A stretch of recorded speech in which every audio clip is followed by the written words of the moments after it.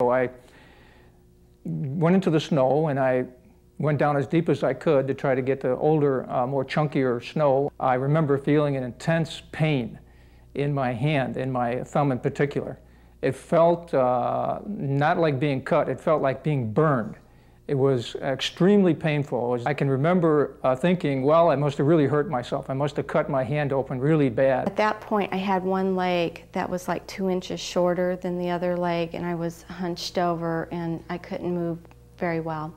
And I used to take this stack of books every night and wrap a belt around it, and then wrap it around the leg to try to get the legs equal again. And I did this for a couple of months. And I was a rotten kid. I wasn't going to sit in a wheelchair.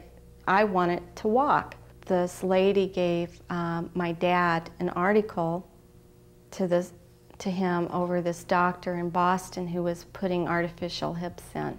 They were doing a lot of shows on TV and having movies like The Bionic Woman and $6 Million Man. My mom wrote him and he agreed to look at me.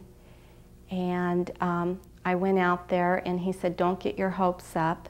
So they thought these hips at the time would last a lifetime. So, you know, I thought this was like a dream come true. And I knew I was going to walk, and I knew I was going to be fine. And that summer, he did the surgeries, and I was fine again. And I was cutting onions on this meat slicer. My eyes had watered up real bad, and I couldn't see exactly what I was doing. I think it might have also had something to do with the fact that I'm left-handed. Meat slicers, believe it or not, are primarily set up right-handed. So I don't know if I was reaching over the side. I can't remember how I was doing it and how I could actually do something that ridiculous. But I ran my hand through the meat slicer, and it cut it, just shaved a small piece of skin off. Saw the blood when I finally cleared my eyes. Just blood all over the place. It was in a bowl. It was in a bowl of onions. It was everywhere. Me and Shay was still together, so I said, well, Shay, I'm going up to the store, because she know every morning at 7 o'clock, I got to go get me something to drink. I had to have a Cisco in my life. So I was the first customer there till the store open. So I walk in the store and I throw my $2 on the counter. How you doing, Mr. K? Go to the freezer and grab me a Cisco. So this dude named Melvin that used to be Roberta's friend seen me going there. So he went around in the alley and told Roberta that I was in the store. He had my bag sitting on the counter ready, so I just slide it in my bag and walk on out. Well, Roberta, she come back around there with 2 slabs of iron about this long, about a half-inch thick. And she, as soon as I walked out the door, I had my Cisco in my hand. As soon as I walked out the door, she swung, and I throw my arm up, and the Cisco dropped and hit the ground. And so she tried swinging at me and shit, and I snatched her from her. And so Melvin, and she had a pet bull, Melvin and the dog was standing on the side of the building watching the whole thing. So when I snatched a piece of iron from her and was finna get ready to hit her with it, Melvin let the dog when the dog bit me. And she come out of her pants with another one. That's when she hit me in my face. And it was all fucked up. I was bleeding everywhere. I mean, oh, I was crying. I was going crazy. And so then I turned around and Rome just so happened to come across the street, and he had a golf club, and we went looking for him. And they was back there in the garage, but by that time the police had rolled up, so I didn't get to kill that bitch, but I'm still looking for that hoe. You can believe that shit. So he's doing a little bit of work. He's got about 6 of these bottle rockets in his pocket. So I sneak up behind him, I reach up over him, and I grab 2 or 3 of them. So I got a little ammunition now. So I start firing them back at him. And we're standing there again, not doing any work, firing bottle rockets, throwing firecrackers at each other. Well, we run out of bottle rockets, we run out of firecrackers. And Bruce is over here working, and I ain't ready to quit yet. So I decide, well, I'll make me a firecracker, and I'm going to make a big firecracker, and I'm going to scare the fuck out of this son of a bitch, because he does this shit to me all the time. You know, I don't know where these came from, but we had boxes and boxes of books of matches. So I grab a couple of these boxes, and I grab a little piece of pipe, about a 4-inch piece of real thin-walled pipe, and I put a plastic cap in one end. And I hide behind a shield, you know, behind one of our welding shields, so he can't see what I'm doing over here in case he looks. I'm cutting match heads off and cutting them off and cutting them off.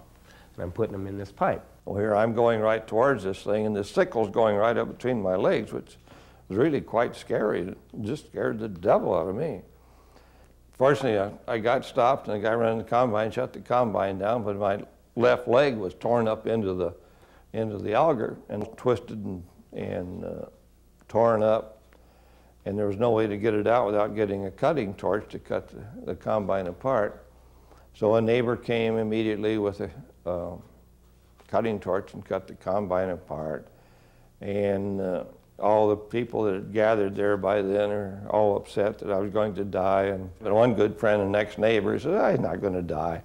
To hell with it. I've been with a lot of guys in Normandy that were shot up worse than him. He'll make it." And I just looked down. I didn't realize for a couple of seconds, and I looked down, and there was like a big, huge gap in my leg. It was like wide open, like a book. It was just a big hole, like in my leg, down from my knee to my shin. And I like got all scared, and I kind of fell backwards. I like got all faint, and I was like, Dad, look, and he like got kind of scared too, and I thought I was gonna die. I was asking him if I was gonna ever walk again.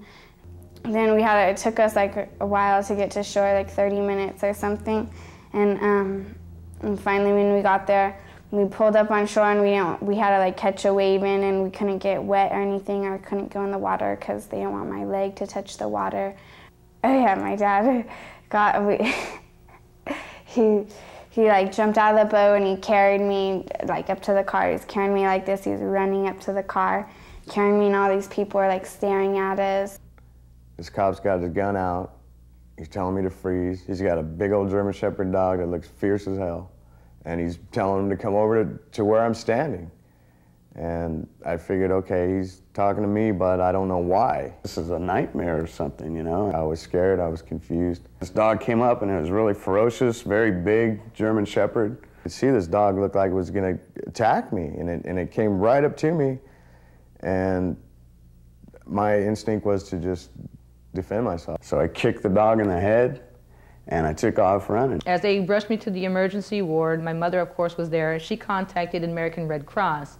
At that time, my father, I believe, was in the Vietnam War, in the front lines and out in the jungle. They had told him about my situation, and he flew back to the United States, still unshowered, in his camis, you know, uniform, reeking of the jungle. My father walked into the ICU ward in the room. He said that there were all these tubes flowing in my nose, in my arms, in my mouth, and he couldn't believe what he saw, and he was so choked because he didn't know whether or not I was going to make it. Doctors didn't know whether or not I was going to make it. When the pain let off a bit, I removed my hand from the snow, my right hand from the snow. I looked at my hand, supposing there was going to be a lot of blood and damage there, and there was no damage at all. But there was one thing which really astounded me, was there was a scar running across my thumb and around the side. And my immediate feeling upon looking at that was, this is wrong, this should not be. In the 70s, when I had my first hip replacements, I was considered one of the youngest in the country. I went out to Boston, I was 14. So I thought this was like going to be a real miracle for me to have the surgery. So then after that, they said, don't do this, don't do that. I did everything I wasn't supposed to do because I hadn't been able to do it when I was a child, like riding a bike and dancing, and I was pretty active. I do remember coming home from the hospital, and they did an article in the paper about me being the youngest in the country. And I was really embarrassed because my mother said she bounced back like a rubber doll. So that was like the headline, rubber doll. The restaurant was sued by a patron there because the skin that was cut off my hand ended up in his salad. So I guess initially when he found out about it, he just went right off the wall, and there was a major lawsuit.